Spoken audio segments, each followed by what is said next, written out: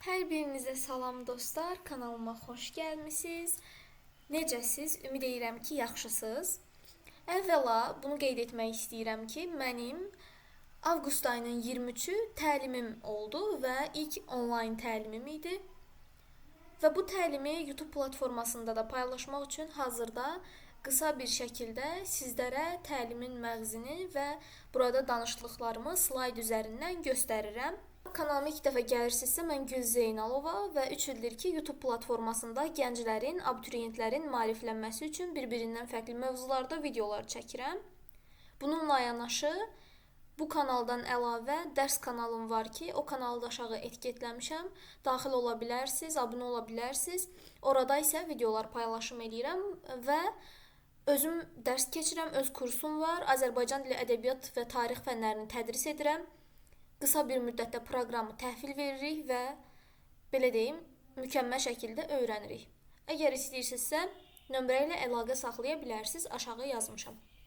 Təlimin əsas məqsədi özünü inkişaf etdirmək yolunda nələri görürük, hansı çətinliklərlə rastlaşırıq, bunlardır. Zaten bu dediklərimi etsəniz, siz artıq özünüzü inkişaf etdirmiş sayılacaqsınız və bunun sayəsində həyatınız dəyişəcək. Bilirəm, çoxunuz imtahandan çıxmısınız, bəlkə məyussuz, bəlkə sevinclisiniz, bəlkə istədiyiniz nəticə olmayıb. Amma yenə də sizə belə bir cümlə deyirəm və bu cümlə inanıram ki, həyatınızı dəyişəcək. İnsan övladı öldüyü yerdən doğulmasa, həyatına davam edə bilməz. Bu nə deməkdir? Yəni, qırıldığınız yerdən, tutaq ki, imtahan, ali məktəbə qəbul ola bilməmsiniz. Bu sizin öldüyünüz yerdir, yəni qırıldığınız yerdir. Həmin yerdən doğula bilməsəniz, doğula bilmək deyiləndə isə, burada nəzərdə tutduğum şey, həmin yerdən, həmin yeri gücləndirə bilməsəniz, yəni doğula bilməzsiniz. Ona görə də düşdüyünüz, olduğunuz mövqedən qalxın. Təcili surətdə, yoxsa sizə heç kim əl uzatmaz. İnsan övladı özü üçün yaşayan, özü üçün yaradan, sonda da özü üçün ölən varlıqdır. İndi yanınızda olan insanlar sabahsı gün yanınızda olmaz. Yəni, istər ailə olsun, istər dost olsun, istər ən yaxın insan olsun. Bugün yanınızdadırsa, sabah da yanınızda olacaq deyə bir qayda qanun yoxdur. Ona görə öz ayağınız üstündə durmağı bacarın. Keçid edirik digər slaydımıza. Və bu slaydda nə demək istəmişəm, sizlərə göstərirəm. Əvvəla, siz özünüzə sual verirsiniz. Bugün həyatınızda dəyişdirmək istədiyiniz ən böyük şey nədir? Və mən bu slaydı hazırlayarkən tamamilə özümü 11-ci sinif dönəmlərinə apardım ki, həmin dönəmlərdə mənim həyatımda dəyişdirmək istədiyim şey nədir? Yəqin ki, riyaziyyat öyrənmək istəyim deyərdim. Yəqin ki, riyaziyyatdan daha yüksək bal toplayım deyərdim. Amma bugünkü mövqedə özümə daha çox vaxt ayırmağım deyərdim.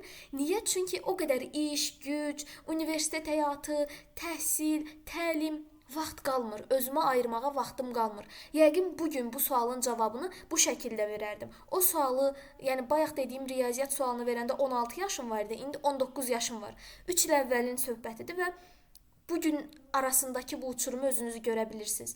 Əvvəl sırf bir şey üçün vaxt ayırırdım, riyaziyyatı öyrənmək üçün, yüksək bal toplamaq üçün, amma indi hədəfim, fokusum özümdədir və onsuz da təlim, tədbir mənim həyatımla bağlıdır. Onsuz mənim gördüyüm işdir. Amma yenə də insan bir nöqtədə özünə dəyər verməlidir. Və siz də bunların, bu sualın cavabını aşağı yazın. Şərh hissəsində qeyd eləyin ki, sizin bugün həyatınızda dəyişdirmək istədiyiniz ən böyük şey nədir? Bu sualın cavabını ümumiyyətlə verə bilirsinizmi?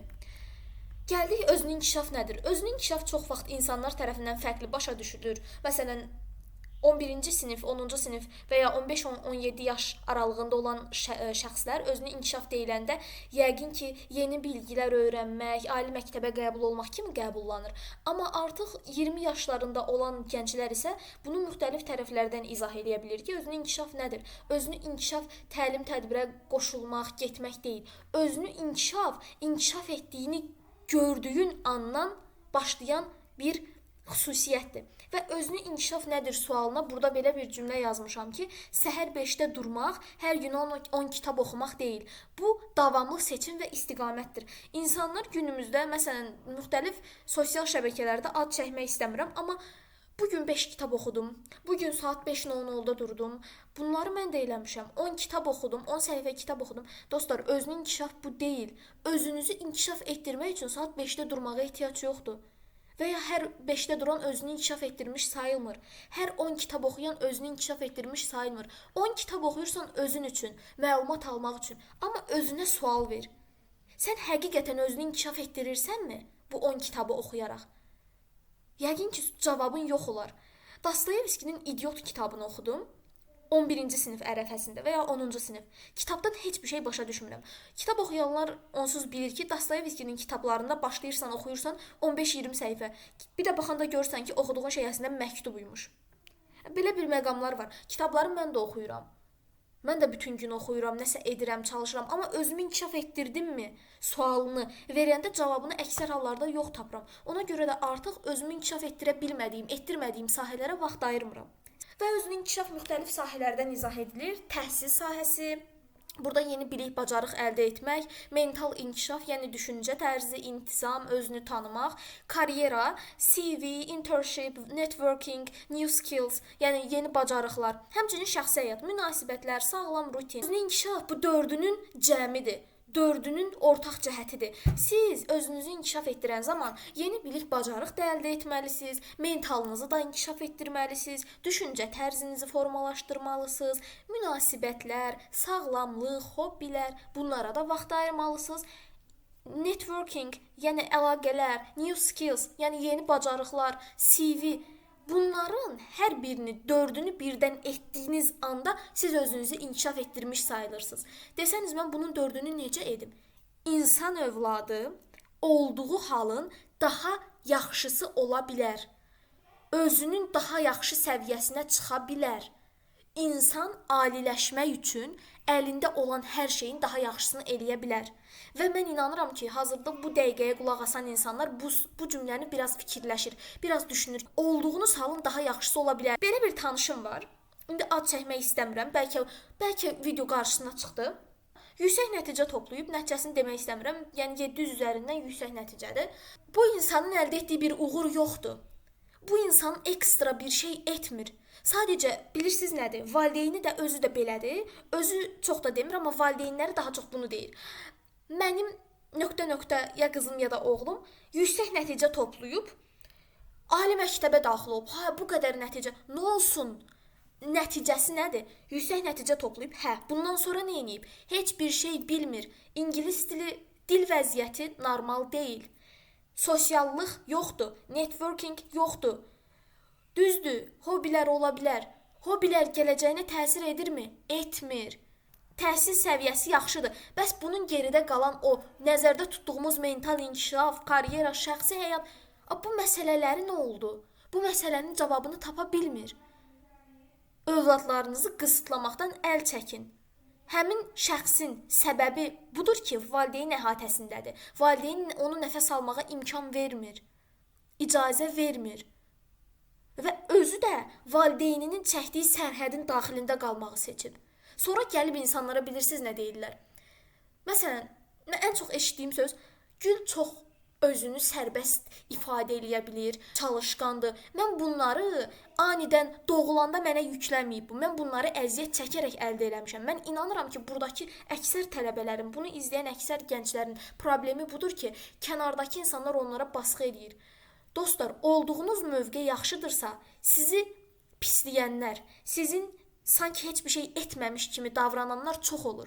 Ona görə də insanlardan imtina edin. İnsanları, bunu təlim müddətində dedim, insanları bloka atmağı bacarın. Həm telefonda, həm şəxsi həyatda, həm realda. Blok eləməyi bacarın. Əgər sərhədlərinizi çəkməsəniz, insanlar sizi aşağılayar. İnsanlar sizi elə bilər ki, elə o şəkildə doğulmusunuz, elə o şəkildə varsınız. Xeyr, mən neçə illərdir əziyyət çəkirəm. Mən 9-cu sinifdən oxuyub, yəni gözümü kitabdan ayırmayan bir insanam. Bunu öz qohumlarım, tanışlarım, kim istəyir baxsın. Mən gözümü kitabdan ayırmadım. Nəticəm nə oldu? Nəticəm o qədər də istədiyim kimi olmadı. Ürək açan olmadı. Çünki istədiyim mövqeyə çata bilmədim. Bu o demək deyil ki, mən həmin o qaldığım mövqeni elə o şəkildə saxladım. Xeyr, bugünkü gün mənim əldə etdiyim uğurlarımın hər biri 11-ci sinifdə qırılmağıma səbəb olan şeylərdir. Hansı ki, mən o qırıldığım mövqeni genişləndirdim və indi istədiyim yerdəyim. Hələ istədiyim yerdə deyiləm bu arada. İstədiyim yer bunun daha yüksəkdir, daha yaxşısıdır. Yəni bu nədir ki, sosial mediada məşğul olmaq və yaxud da bacarmaq hələ də yaxşı, super səviyyə deyil. Super səviyyə bu deyil ümumiyyətcə. Sadəcə bu normal səviyyədə, hansı ki mən qırıldığım yeri bərpa eləyə bildim. Qırıldığım yerə göstərdim ki, mən səni bərpa elədim. Mən bunu elədim, bunu siz də eləyin. Dediyim kimi, insanlar, yəni türklər demiş, umurunuzda olmasın. Olduğu müddətdə siz yaşaya bilməzsiniz. Məqsəd qoymaq. Məqsəd qoymaqda gördüyünüz bu SMART texnikası var. Hansı ki, SMART nədir? Specific. Specific deyiləndə konkret bir məqsəd qoymaq nəzərdə tutulur. Yəni siz konkret məqsəd qoyursunuz. Mən ingilis dilini öyrənəcəyəm. Məqsədinizi qoydunuz. Sonra miserable, ölçülə bilən. Ölçülə bilən nədir? Yəni mən ingilis dilini nə qədər vaxtda öyrənəcəm? Deyirsiniz 6 aya. Məsələn, A1 levelsız, deyirsiniz B1 levela 6 ayda gəlməliyəm. Miserable deyiləndə, yəni ölçülə bilən vaxt qoyursunuz. Achievable, yəni ki, real hədəfiniz olur. İngilis dilini öyrənmək üçün nə edəcəksiniz? İngilis dilini öyrənəcəm demək başqa məsələdir. Hər gün ingilis dilinə 30 dəqiqə vaxt ayıracam demək başqa məsələdir. İngilis dilini öyrənəcəm demək sadəcə və ya yaxşılaşdıracağam demək, siz deyirsiniz ki, hə, ingilis dilini yaxşılaşdıracağam. Qayıdıb mən sual verirəm ki, İngilis dilinizi yaxşılaşdırmaq üçün nə edəcəksiniz? Siz onda deməlisiniz ki, hər gün 30 dəqiqə ingilis dilindən məşğul olacağam. Və bunun həqiqətən bu real hədəfdir. Gücün məqsəddir. Sonunda qarşınıza nəsə çıxacağını görürük. Burada yəni ki, achievable, reallıq budur. Relevant deyiləndə sənə uyğun, ingilis dilini öyrənməyə uyğunsanmı? İngilis dilindən getmir söhbət və yaxud da ki, olsun satıcı, ən sadə nümunə ilə deyirəm. Marketdə satıcı işləmək sənə həqiqətən uyğundurmu? Relevant bunu təsdiqləyir. Son olaraq time bound, yəni vaxt limiti. Bunu nə qədər müddətdə öyrənəcəksən? Belə bir nümunə deyirəm. Bir nəfər ingilis dili öyrənmir. Öyrənir, məşğul olur, amma zəif məqsəd qoyub ki, ingilis dilimi yaxşılaşdıracağam. Ara sıra kitab açır, nə bilim, hər hansı bir film izləyir, alt yazılı. İngilis dilində biraz da nitqi yaxşıdır. Anidən bir xəbər çıxır ki, bugün sentyabr ayının 15-idir. Noyabr ayının 15-i sən gedirsən xarici ölkəyə və bura xarici ölkə, ora getməyin məcburdur və ingilis dili mütləq ki, sən indi hazırda A1-sən, ingilis dili olmalıdır B1. 3 ay ərzində bu insan vaxt limitini nəzərə alaraq özünü B1 səviyyəyə çatdırır. Bu fakt olaraq, yəni sübut olmuş bir hadisədir ki, beyin özünə məhdud vaxtı qoyanda, vaxt limiti qoyanda etməli olduğu şeyi ən yüksək səviyyəsinə, ən yaxşı səviyyəsinə çatdırır. Ona görə də vaxt limiti qoymağı bacarın ki, mən müəyyən bir müddətdə bunu eləyəcəm. Yəni belə. Gəldiyi vaxtın idarə edilməsi, tələbələrin, gənclərin, ümumilikdə abituriyentlərin ən çox çətinlik çəkdiyi məqam budur. Vaxtın idarə edilməsi. Vaxtı necə idarə edeyim? Vaxtı idarə etmək elə sizin öz əlinizdədir. Hansı ki, burada vaxtın idarə edilməsi deyiləndə müxtəlif 4 yerə bölmüşəm. Təcili və vacib olan hadisələr. Sabah imtahanındır. Tutaq ki, semestr imtahanı. Hər şeyi dim üzərindən verməyəcəm. Təcili şəkildə və vacib şəkildə sabah semestr imtahanını yola verməlisən. Təcili vacibdirsə, bunu indi eləməlisən. Sabahı niyə gözləyirsən? Və ya bunu niyə planlaşdırırsan? Bu imtahan təcilidir və vacibdir. Əgər verməsən, kəsilirsən. Ona görə də bunu indi elə. Vacib və təcili deyil. Bu nə deməkdir? Məsələn, ingilis dilini öyrənmək. İngilis dilini öyrənmək vacibdir, amma sən tələsdirən yoxdur ki, tez ol bunu öyrən, sabaha qədər öyrən. Ona görə də bunu planlaşdırırsan və plan üzərində görürsən bu işini. Gəldik təcili və vacib deyil olana. Bayaqki vacib təcili deyildi, indiki təcili və vacib deyil olandı. Təcilidir. Baxın, məsələn, bir nümunə göstərirəm. Çox da belə məşğul əlaqəniz olmayan, çox da yaxınçılığınız olmayan bir adam sizə deyir ki, gəl görüşək sabah, nə bilim, nə edeyim. Məsələn, oğlanlara aid nümunə çəkək bu dəfədən. Gəl gedək domino oynamağa. Siz birincisi bu insanla çox əlaqəniz yoxdur. Bu görüş təcili də deyil. Təcilidir, deyir gəl sabah gedək ya da bugün gedək. Amma vacib deyil. Siz nə üçün sizin gələcəyinizə təsir eləyən, hədəflərinizdən sizi yayındıran insanlara vaxt ayırırsınız. Uşaqlar, həyat belə bir yer deyil. Bunu dərk eləyin. İnsanlardan asılılıqdan əl çəkin. Bu insan sizi əyləncə üçün axtarır. Bu insan sizin pis gününüzdə, sizin çətin gününüzdə yanınızda olmur. Əyləncədə, sevincdə yanınızda olursa, bu insandan imtina eləyin. Mən dostlarım bu videoya baxırsa əlbəttə ki, onsuz bu dediklərimi dostlarıma, onsuz mən bütün günü deyirəm, başa salıram. Bir insana dostlarıma arzu elədiyim şey budur. Pis gününüzdə də, yaxşı gününüzdə də yanınızda olmaq istəmirəm. Yaxşı gününüzdə yanınızda olmaq istəyirəm. Bu nə deməkdir? Onlara pis gün arzu eləmirəm. İstəyirəm ki, həmişə yaxşı günləri olsun və mən yaxşı günlərində yanında olum. Amma dost pis gündə də yanında olmağı bacaran insandır. Təkcə yaxşı gündə yox. Nəticə olaraq təcili və vacib deyil. Bu şeyləri ya azalt ya da sil. Uzatma. Ya azalt ya da sil. Bu qədər. Nə vacib, nə təcili. Məsələn, YouTube izləyirsən, TikTok izləyirsən. 1 saat dərs eləmək əvəzinə, 10 dəqiqə dərs eləmək əvəzinə 10 dəqiqə TikToka girirsən və 1 saatın gedir. Bunun riyaziyyatı belədir. Bu vaxt riyaziyyatı belədir. Əgər sosial mediaya çox vaxt ayırırsansa, elə orada da qalırsan, elə orada da batırsan. Demirəm ki, get YouTube'dan dərs izləmə. Demirəm ki, gedib dərslərə baxma. Dediyim o deyil, dediyim boş yerə vaxt xərcləməkdir. Buna vaxt vermə. Ehtiyac yoxdur, bu qədər. Sonra gəldik əsas məsələ. Prokrastinasiya. Bu nədir? Ertələmə problemi. Mən bilirəm ki, mənim özümdə də bu məsələ var. İndinin özündə də var əslində, amma çox yol vermirəm. Ertələmə problemi. Mən bugün bu videonu çəkməliyəm. O videonu çəkmirəm. Niyə ertələyirəm? Ya video, ya sıxılıram, ya həmin iş mənə böyük görsənir ki, kim edit eləsin, kim montaj eləsin, kim filan şey eləsin. Ya hardan başlayacağımı bilmirəm, nə danışacağımı bilmirəm ki, bu hadisə məndə çox gec baş verir. Yəni nə danışacağımı bilməmə. Çünki mənim danışmağa hər zaman sözüm olur. Nəticədən qorxuram ki, ayda birdən videonun axırında nəsə oldu. Ya mükəmməl etmək istəyirəm ki, mənim izləyicilərim bundan maksimum dərəcədə verim almalıdır. Mükəmməl deyə bir şey yoxdur. İdeal bir şey yoxdur bu həyatda. Maksimum mən yaxşısını eləyə bilərsiniz. Yaxşı səviyyədə eləyə bilərsiniz. O da baxır kim üçün, nə üçün. Bəlkə bu videonu tənqid edənlər oldu. Bəlkə bu videodan nəsə bəyənməyənlər oldu. 10 nəfər bəyənirsə, 1 nəfərin bəyənməməyi normaldır. Mən bunları qəbul edilən sayıram. Yəni mükəmməl edə bilməmişəm deməli. Telefon daha asan həzz verir. Bu nə deməkdir? Əlbəttə ki, çox telefonla oynamaq, daha doğrusu telefonla vaxt keçirmək daha əyləncəlidir və dopamindir. Dopamin nədir? Xoşbəxtlik hormonu. 5 səhifə deyirəm, Nuray götür kitab oxu. Nuray 15 dəqiqə kitab oxuyur və deyirəm Nuray götür 5 dəqiqə TikToka bax. TikToka baxmaq daha əyləncəlidir əlbəttə ki, bunu mən də qəbul edirəm. Nəticə olaraq bu prokrastinasiya tənbəllik deyil. Sadəcə olaraq bu səbəblərdən dolayı sizin bir işi ertələməyinizdir. Gəldik 5 dəqiqə qaydası. Bu nədir? Bir şeyi başlayanda ümumilikdə qısaca izah edirəm, bəlkə bunu başa düşmürsünüz. 5 dəqiqə dərs oxumalısınız, deyirsiniz 5 dəqiqəyə başlayıram. Demirsiniz ki, mən 2 saat dərs oxuyacağam. Deməyin riyaziyyatı 2 saat həll eləyəcəm. Deyin ki, 5 dəqiqəyə başlayıram riyaziyyat işləməyə. Ona görə başlamaq üçün qarşınıza bir 5 dəqiqə müddəti qoyun. Deyin ki, demə 5 dəqiqədə 5 dəqiqə ərzində işləyirəm. De ki, 5 dəqiqə ərzində başlayıram. 5 dəqiqə ərzində başlayanda siz artıq avtomatik davamı da gəlir, davamlı işləyirsiniz və olduğunuz mövqedə mütləq həzz alın uşaqlar. Mütləq ləzzət üçün o şeyi eləyin. Mən riyaziyyat işləyəndə ləzzət üçün işləyirdim riyaziyyatı. Riyaziyyatı sevirdim uşaqlar. Amma riyaziyyatı öyrənə bilmirdim. Niyə? Bəlkə də mənə deyirsiniz, riyaziyyatı niyə öyrənə bilmədin Gül? Səbəbi bilsiz nədir? Sadəcə olaraq düzgün müəllimlə hazırlaşmadım. 1. Riyaziyyata çox vaxt ayırırdım. 2. Düzgün öyrənə bilmədim. Başlanğıcı bunların hər birinin məktəbdən gəlir. Məktəblərdə vəziyyət pis gündədir, pisdir.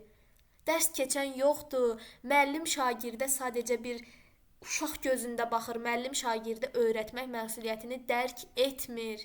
Niyə uşağı öyrətmirsiniz? Niyə uşaqların hazırlığa gəlməyini istəyirsiniz? Niyə? Onda işləmə. Onda dərs keçmə. İnsanların gələcəyinə bais olma. Bəlkə də burada bu videonu izləyən bir müəllim var. Müəllim varsa nə xoş mənə. Xahiş eləyirəm, yazın. Yazın ki, izləyirəm. Mən sevinim ki, 30-35 yaşlı, 25 yaşlı müəllim mənim videoma baxır, hətta bura qədər davam edir. Vəziyyət budur. Ona görə də hər şey təməldən qoyulmalıdır. Təməldən mənim riyaziyyatım yaxşı olsaydı, Azərbaycan dilini niyə demirəm? Azərbaycan dilinə niyə özümdən bu qədər razıyam? Mən uşaqlıqdan bilirəm çünki. Bilirəm. İndi də bu üzrə hazırlıq keçirəm, tələbə hazırlayıram, məmnunam. Hər yerdə özümü müdafiə eləyə bilərəm. Hər yerdə Azərbaycan dil ədəbiyyat fənni mənə yaşıl işıqdır. Tarix də həmçinin. Riyaziyyat niyə yox? Təməl düzgün qoyulmalıdır. Başqa bir məsələ yoxdur. Başqasını əksini iddia eləyən yazsın aşağı. Yəni yazsın. Belə. Başqa bir deyəcəyim yoxdur. Gəldik rutin və vərdişlər. Bu da əslində bayaqdan dediyim şeylərdir ki, motivasiyanın gəlməyini gözləsək çox şeyi heç vaxt etməyəcəyik. Qısaca bunu da danışım, videonu yekunlaşdıraq. Burada nə demək istəyirəm? İnsanlar iki yerə bölünür. Motivasiyası olanlar, disiplini olanlar. Amma mən üçüncüyəm. Həm motivasiyası, həm disiplini olanlar. Məni heç bir tələbəm, heç bir tanışım motivasiyasız görə bilməz. Əgər görübsə həmin gün mənim şəxsi həyatımla bağlı nəsə problem var. Çünki mən ətrafa, çevrəyə hər zaman motivasiya verən bir insan olmuşam və bunu məcburan eləməmişəm. Bunu özümə də maraqlıdır deyə eləmişəm. Və motivasiyam bitəndə disiplinimlə davam eləmişəm. Ona görə məndə disiplin və motivasiya vəhdətdədir. Yəni qarşılıqlıdır, davamlıdır. Motivasiyam bitəndə mənim disiplinim var deyə təzədən motivasiyam bərpa olur. Amma bir insan sadəcə motivasiya üzərində ayaqda durursa, o insan motivasiyası bitəndə artıq heç bir şey eləmək istəmir. Məsələn, tarixdən Hun mövzusunu ya da Çin mövzusunu, fərqi yoxdur, ürəyiniz istəyən, riyaziyyatdan natural ədədlər mövzusunu, kimyadan üzvü kimya mövzusunu götürmüsünüz, oxuyursunuz. Oxuyursunuz, maraqlı gəlir də, etan, metan, nə bilim, propan, nonan, dekan, oxuyursunuz. Birdən deyirsiniz ki, yox, sıxıldım, davamı gəlmir, motivasiya öldü. Kitabı bağlayırsınız. Bir də oxuyaram birazdan, hazırlığa 10 dəqiqə qalmış. Amma mən və ya başqa biri olsun, mən öz üzərimdən nümunə çəkirəm və bilirsiniz ki, mən heç bir zaman izləyicilərimə özümə rəva bilmədiyim şeyi göstərmərəm. Ona görə nümunələrin hər biri öz üzərimdən gedir. Mən başlayıram oxumağa, tutaq ki, Versal Washington sülhü. Başlayıram Versal Washingtonu oxumağa. Çox maraqlıdır, super oxudum, sıxılıram. Birdən yadıma düşür. Əgər mən bunu oxumasam, imtahanda bir sualımın cavabı getdi və bir sual mənim gələcəyimə mane ola bilər. Bu yerdə motivasiyam bitdiyi an disiplinim ortaya gəlir. Disiplinim sayəsində oxuyuram və birdən motivasiyam təzədən bərpa olur. Hə, çox maraqlıymış filan. Dərs oxudum, bitirdim, kənara qoyuram. Nəyin sayəsində? Motivasiya və disiplinin davamlı olması sayəsində. Biri bitir, biri yenidən gəlir. Biri bitir, biri tükənir, biri bərpa olur. Və ona görə də özünüzü tükənib bərpa olan şeylər üzərinə cilovlayın. Məsələ bundan ibarətdir. Bu qədər. Təlimimiz mənim birinci onlayn platformada birinci təlimim idi. Bura qədər izlədinizsə, mən inanıram ki, bunu izləyənlər mütləq ki, nəsə götürdü, nəsə bu təlim sayəsində maarifləndi. Bundan sonra əyani şəkildə bunu izləyənlər mənə zəhmət olmasa yazsın, nömrəni qeyd etmişəm aşağı. Bunu birbaşa ola bilsin YouTube'a yönləndirdim, çünki montaj etməyə vaxt yoxdur təəssüf ki. Və yazın mənə əyani formatda, Bakıda olacaq əlbəttə ki, əyani təlimimə gəlmək istəyənlər əlaqə saxlasınlar. Ola bilsin noyabr ayında təlimim oldu. Hələ dəqiq deyil, heç kimə heç nə deməmişəm, indi deyirəm. Noyabr ayında təlimim oldu. Gəlmək istəyənlər gəlsəniz çox sevinərəm. Minimum limit 10 olsun, yəni 10 üzərindən 10 nəfər olsa məsələn təlim keçərəm. Hətta 5 nəfər olsa da, amma 10 nəfər olsa daha yaxşı olar. İlk təcrübəm, yəni onlayn, sosial platformadan gələn tələbələr nəzərdə tuturam, gənclər nəzərdə tuturam. 10 nəfər olsa çox yaxşı olar. Və belə yeri, məkanı, saatı danışarıq. Ona görə də sadəcə siz mənə yazın ki, əyani təlim olsa gələrəm. Əyani təlimlərim onsuz da olur. Sadəcə sırf YouTube-dan gələn izləyicilərimlə görüşmək istəyirəm və sizlərlə əlaqə yaratmaq istəyirəm. Ona görə də yazın. Ümid edirəm ki, bu təlimlə nəsə öyrəndiniz. Kanala mütləq abunə olun ki, davamı gəlsin. Sağ olun, özünüzə yaxşı baxın. Hələlik.